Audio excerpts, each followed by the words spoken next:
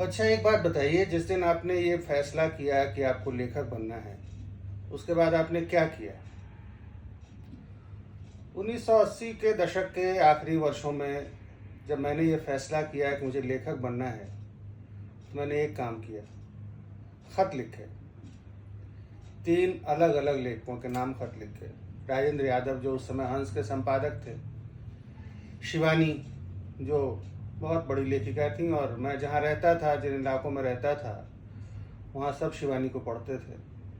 और तीसरे लेखक थे उपेंद्र नाथ अश्क, जो इस सूची में पता नहीं कैसे आ गए, मुझे ठीक से ध्यान नहीं, लेकिन मुझे ये ज़रूर याद है कि मैंने उनकी एक गज़ल पढ़ी थी, जो उस समय धर्मियों के किसी अंक में प्रकाशित हुई थी, और उस गज़ल के नीचे उनका पता लिखा हुआ था। मेरे पास ये 3 पते थे, मैंने तीनों के नाम ये खत लिखा और पूछा कि मैं लेखक बनने के लिए क्या कर सकता हूँ, मुझे क्या करना चाहिए कि मैं लेखक बन जाऊँ। सबसे पहला जवाब शिवानी का आया।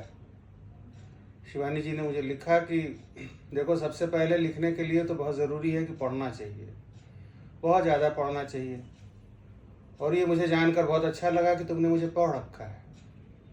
तो मुझे पढ़ रखा है तो और पढ़ो, और मेरी सारी किताबें सरस्वती विहार सीरीज से प्रकाशित हैं, यहाँ से मंगवा लो, पढ़ो, तुम्हें कहानियों की लेखन की समझ होगी, अच्छा लिखोगे।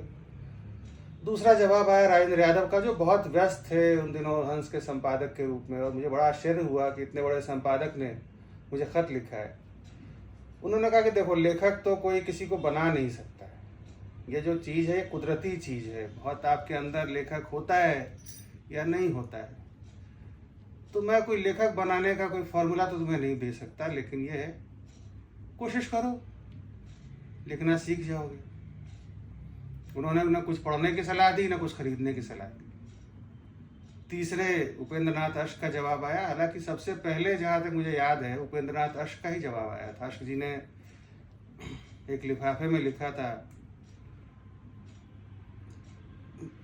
कि देखो, बहुत अच्छा लगा मुझे जब नौजवान ये पूछते हैं कि लेखक बनना है। ये सुनकर मुझे बहुत अच्छा लगता है कि एक और नौजवान लेखक बनने की दिशा में बढ़ रहा है। और जहाँ तक तुम जानते ही होगे कि मैंने हर विधा में लिखा है, खूब लिखा है, और मेरी सारी किताबें नीलाभ प्रकाशन से प्रकाशित हैं। श्वेताब उस प्रकाशन को चलाता है, ये पता है। मेरी कुछ किताबें मंगा कर पढ़ो, और सबसे पहली किताब जो उन्होंने पढ़ने के लिए मुझे सुझाई, वो पत्थर अल पत्थर उनका उपन्यास था। और यकीन मानिए, मैंने पत्थर अल पत्थर, वो पहली किताब थी जो वीपीपी से मंगवाई थी, उससे पहले मैंने कोई किताब वीपीपी से नहीं मंगवाई थी। इस तरह से मेरा सिलसिला शुरू हुआ। मैं लेखक बना या नहीं बना, ये बात की बात है, लेकिन फिर वही सवाल कि जब आपको ये लगा कि मैं लेखक बनना चाहता हूँ, तो आपने क्या किया, बताइएगा।